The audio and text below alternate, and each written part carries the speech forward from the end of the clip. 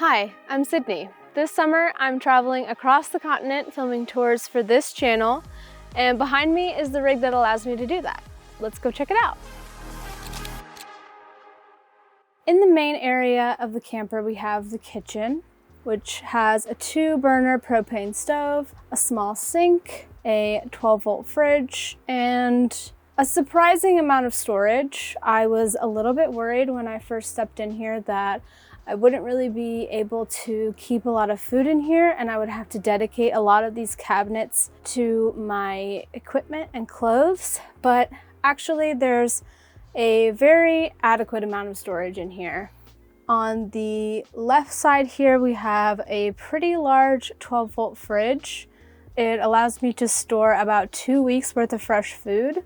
In this lower cabinet, I have my composting toilet, and there's actually quite a bit of extra room in there as well. I keep the shower accessories and some of Percy, my dog's stuff, in there. The composting toilet is for emergencies only. I really don't use it. I most often am in cities and just go to a public place that has an open public restroom, or if I am in the backcountry, I just take a shovel and dig a cat hole outside. But the composting toilet is nice to have, and that storage space is more than adequate to keep a composting toilet in. I don't like how high this countertop is. It makes it kind of useless. I can't use it to prep food or to work. It's just really an odd height. And given how much I'm driving around and how intensely I'm driving, I can't really just keep things up here when I'm driving. So I would have liked to have this be the same height as the other countertop, and then you could have both work and prep stations. And you might lose a little bit of storage, but honestly, I think it would be worth it for the functionality of this counter space. On the right side, we have the 2-burner stove and the sink. I love that they both fold flat with nice glass coverings, which gives me a lot more counter space when I'm not using one or the other.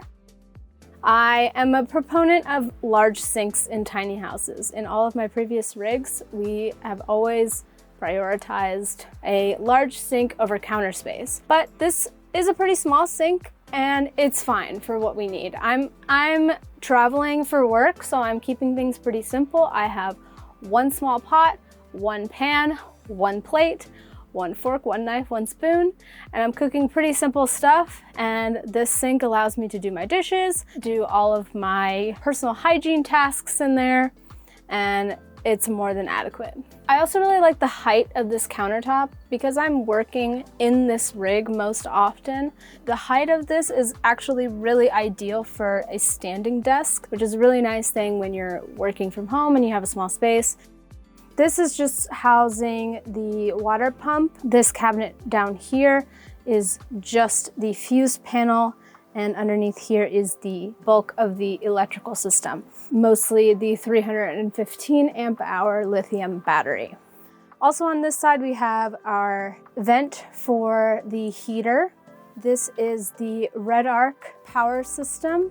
This is really nice. It allows me to see how much power I have, what the charging status is, how much water I have as well, and I can control all the lights from this panel. It also connects to an app on my phone, so I can control it from the truck or from outside. This is a really handy hub for all of the power. This here is the climate control, the heater for in here, as well as the hot water heater. We have a 12-volt panel. It has a regular car plug as well as some USB plugs, and we have a household outlet. That household outlet can only be used when the camper is plugged into shore power, but that's just the way this particular setup is. It does not have an inverter. If it did have an inverter, you would be able to use that. There's also a smoke detector right above here and a carbon monoxide alarm down below. I also love the fact that there are 4 windows in the cloth part of the pop-up, and they have options for the screen. You can also close them with a clear film, and then they have 2 layers of waterproofing and insulation. It's really nice to have that airflow coming in throughout the entire camper, as well as with this Max Air fan here, when that is pulling out with the 2 windows open, it provides great ventilation for cooking. Overall, this kitchen space is perfect for me. It's great for just one person on the road. I love having the ability to cook myself rather than relying on eating out. It saves me a ton of money while I'm working on the road and allows me to eat what I want.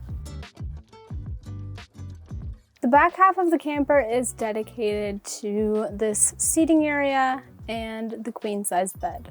I have opted to remove this side of the cushioned seat to house my power station. Because this rig does not have an inverter and I'm rarely hooked up to shore power, I needed the ability to keep my computer and camera equipment charged, as well as run my Starlink, which requires AC power. I have a 3000 watt inverter power station with about 90 amp hours of battery that is occupying that side of this bench. And because I'm only one person, I really only need one seat. Underneath both of these benches, there's a ton of storage. This area beneath me also is a shower drain. We have a white curtain that hooks around the ceiling and tucks into this shower drain here in the center.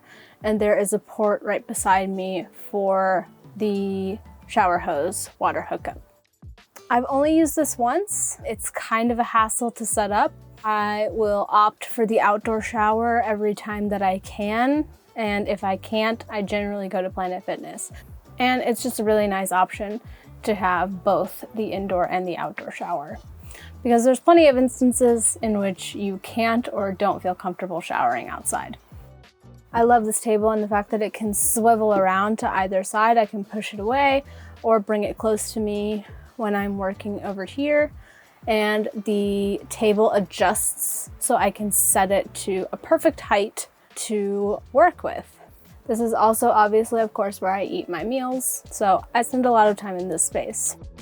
Another great thing about this space is that this table can slide into the supports right here. The cushions that I'm sitting on can slide out, and then this lower space can become a bed, which is great for stealth camping. Then I can come in here and sleep on this lower level rather than having to pop the top.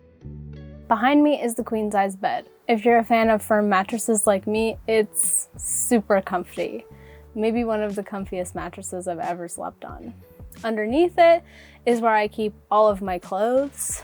I, of course, do not use this option, but this portion of the bed actually slides all the way out, and there are 4 additional cushions that can be inserted into that space to convert the bed from a queen to a king.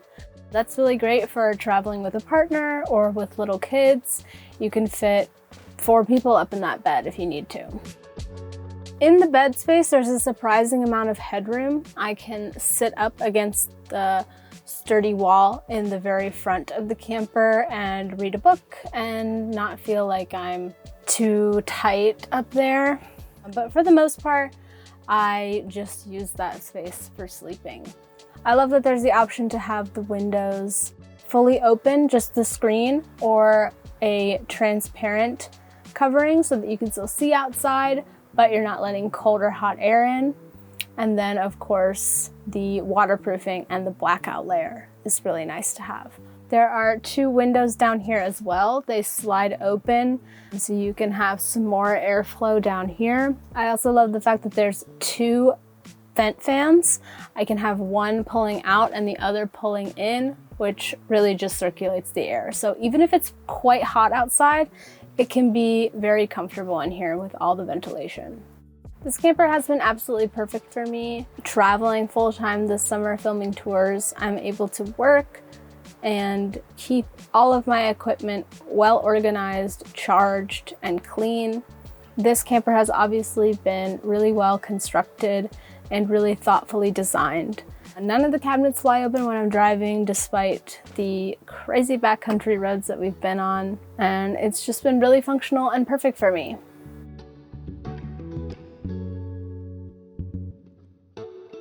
I've been living on the road with my partner Albert for the better part of the last 5 years.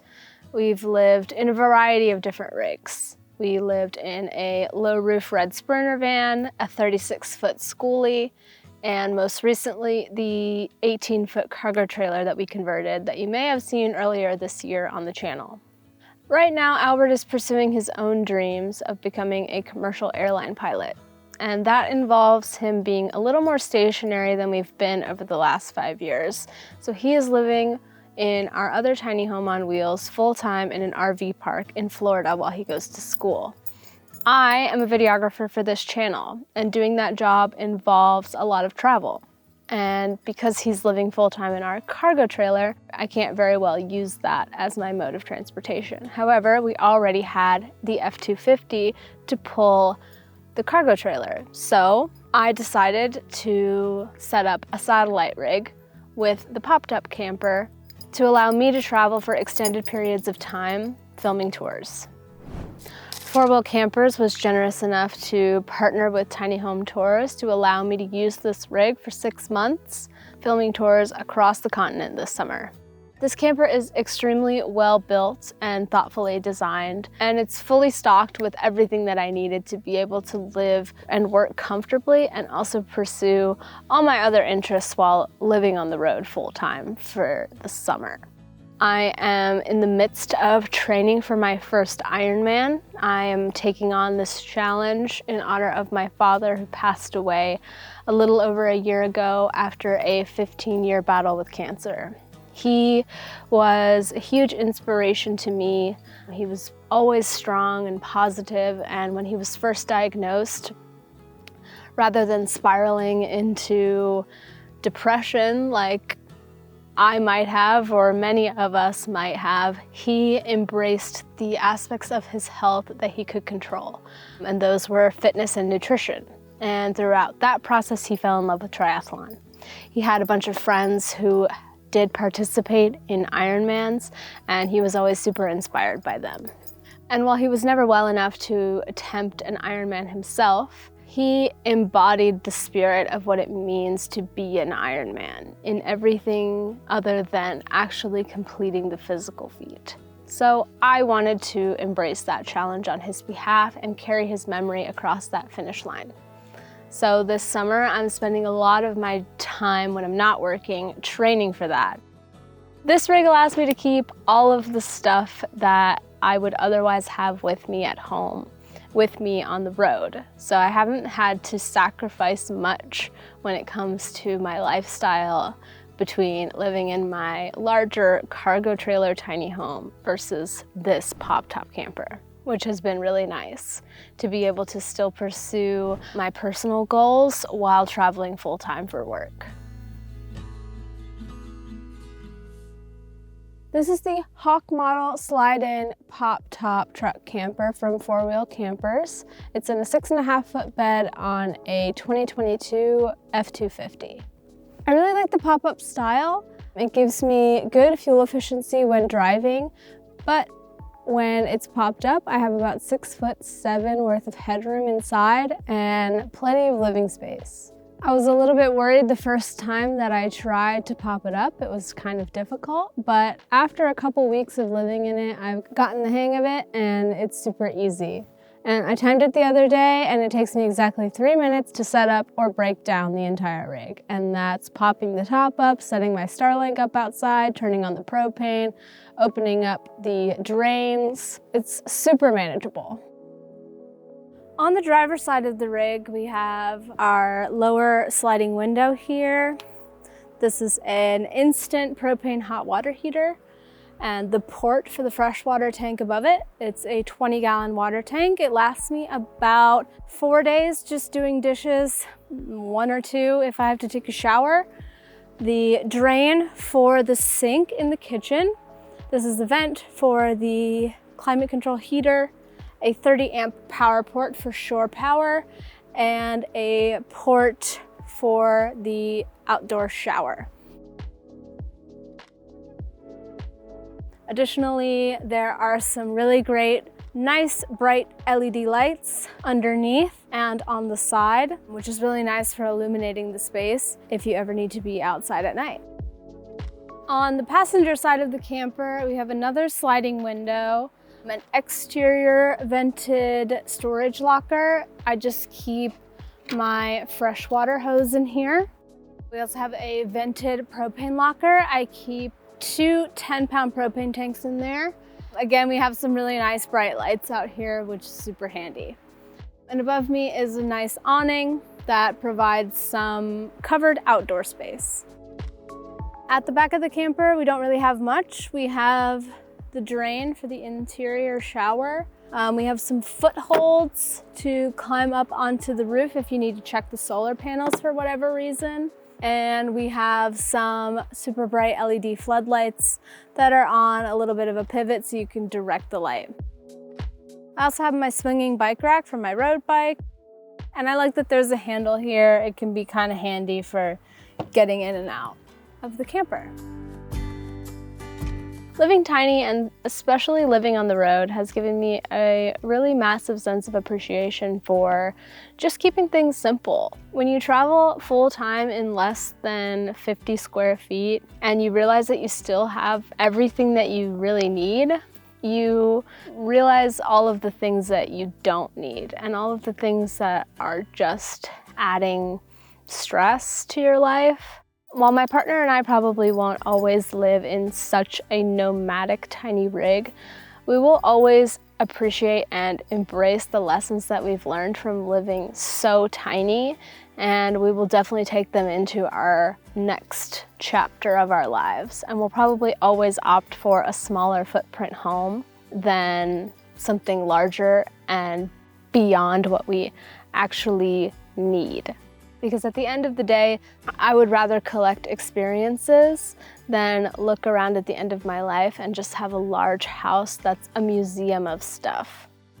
Thanks for checking out my camper. If you'd like to find out more about 4-wheel campers, you can check out their website. That's linked in the description. And if you'd like to follow me on my Ironman journey, you can follow me on Instagram at Sid_Carolina.